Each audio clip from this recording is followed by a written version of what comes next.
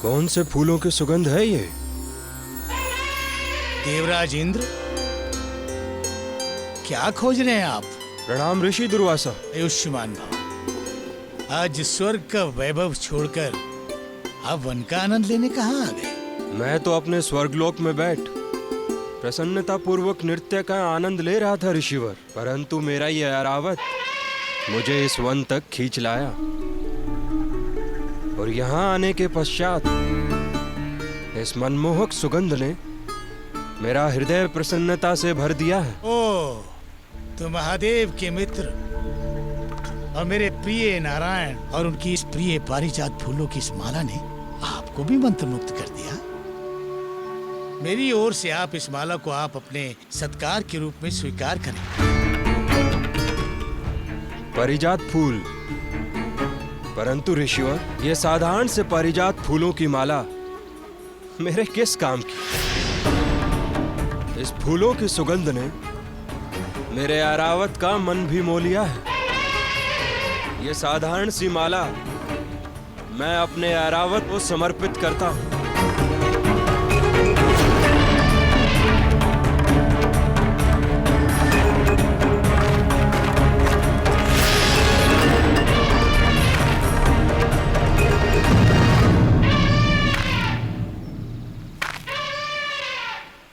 देवराज इंद्र,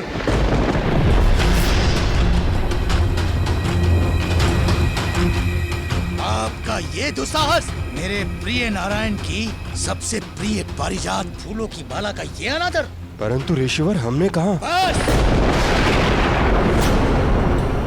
बहुत घमंड है ना आपको अपने देवताओं का राजा होने पर।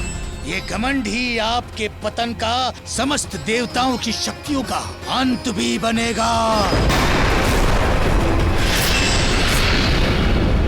मैं ऋषि दुर्वासा, महादेव का भक्त, आपको श्राप देता हूँ।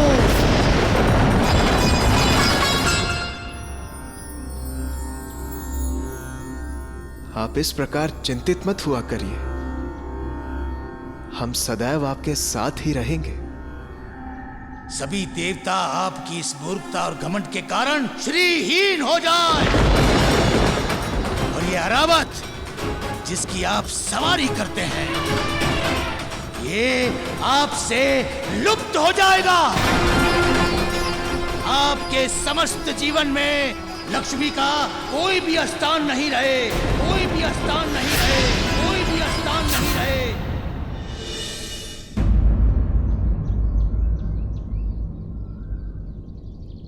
प्रिय,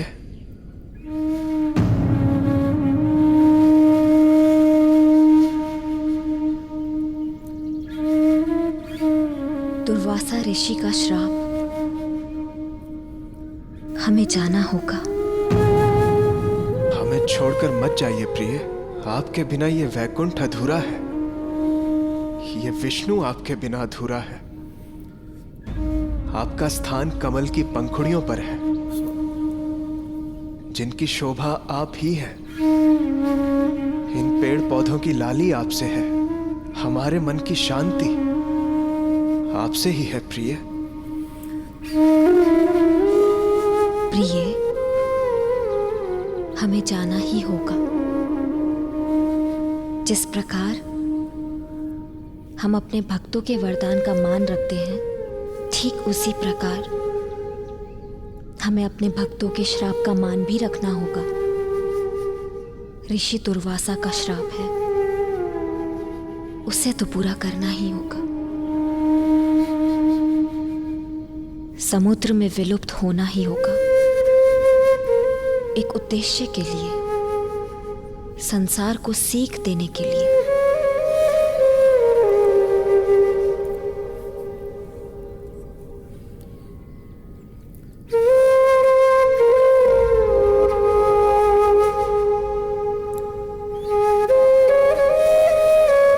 हम आपके बिना अकेले हो जाएंगे प्रिय।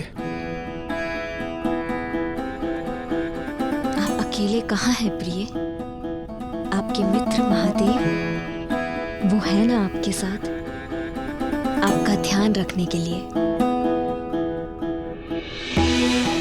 हम जानते हैं आप देवताओं को समस्त संसार का सुख और वैभव लौटाने के लिए और अपने प्रेम के लिए हमें शीघ्र ही लेने आएंगे। और यदि आपका मन विरह की अग्नि में जलकर क्रोधित हो जाए तो हमारे पदचिन्हों का स्मरण कर लेना, आपका मन शांत हो जाएगा।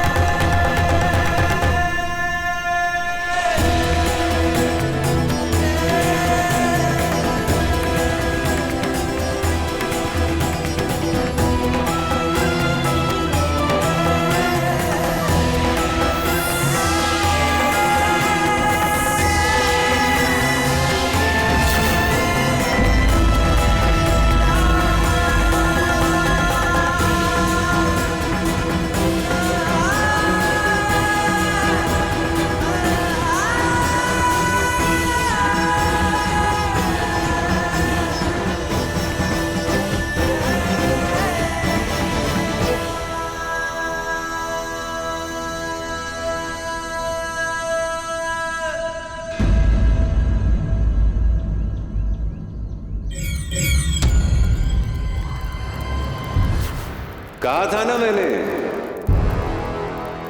हो गए देवता श्रीहीन अपनी मूर्खता के कारण। अब श्री नहीं तो देवताओं की शक्ति भी नहीं। इस कारागृह की सारी शक्तियां समाप्त हो गई हैं। देवी लक्ष्मी भी समुद्र में विलुप्त हो गई हैं। अब तुम्हारे विलुप्त होने का भी समय आ गया है।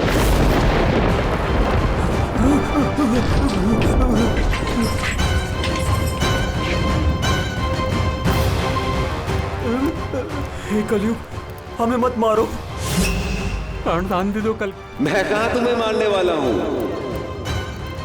कलयुग में तो भाई भाई को मारेगा, बेटा बाप को मारेगा, और मित्र मित्र को मारेगा।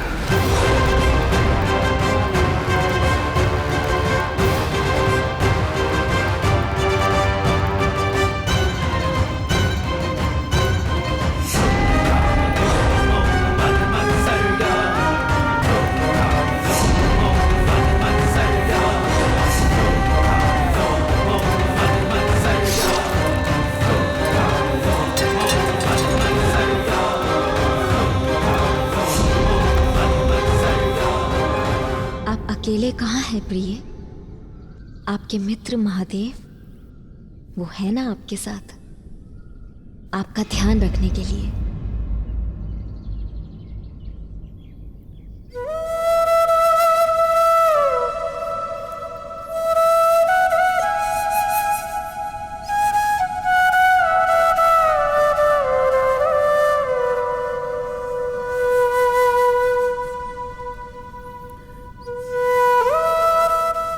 प्रेम, एक दूसरे को इस भांति समझना कि नारायण के बिना कुछ बोले ही महादेव उनकी पीड़ा समझ गए।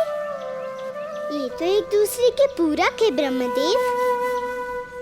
अब मैं समझी ब्रह्मदेव, आपने मुझे क्यों कहा था कि कथा सुनने के बाद मुझे मेरी पहेली का उत्तर मिल जाएगा। मैंने बूझ ली अपनी पहेली।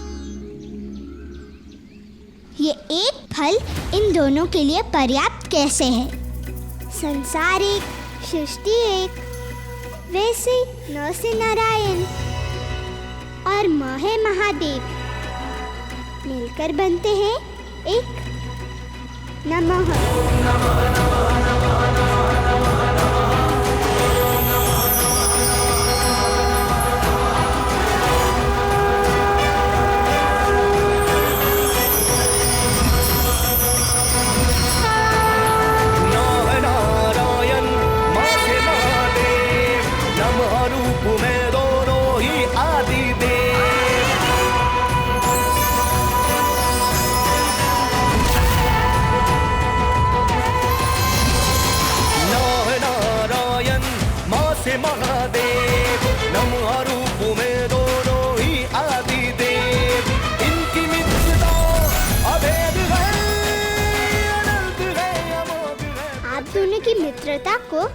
इस सृष्टि का प्रणाम। मेरा ये भोग स्वीकार करे नमः।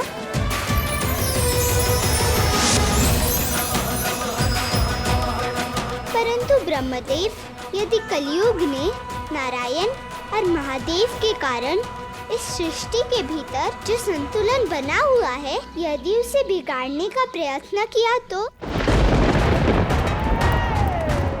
नारायण और महादेव, इतने वर्षों से तुमने मुझे इस अंधकार में बंद रखा,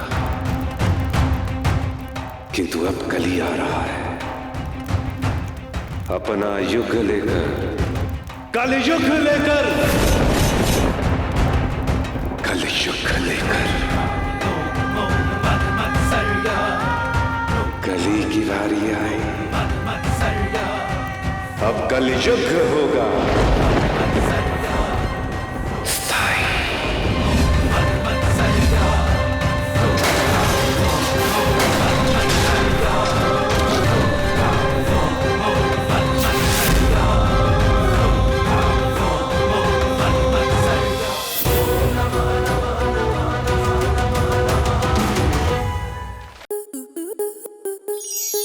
स्टार प्लस के ऐसे ही और बेहतरीन लम्हे देखने के लिए सब्सक्राइब करें हमारे YouTube चैनल को।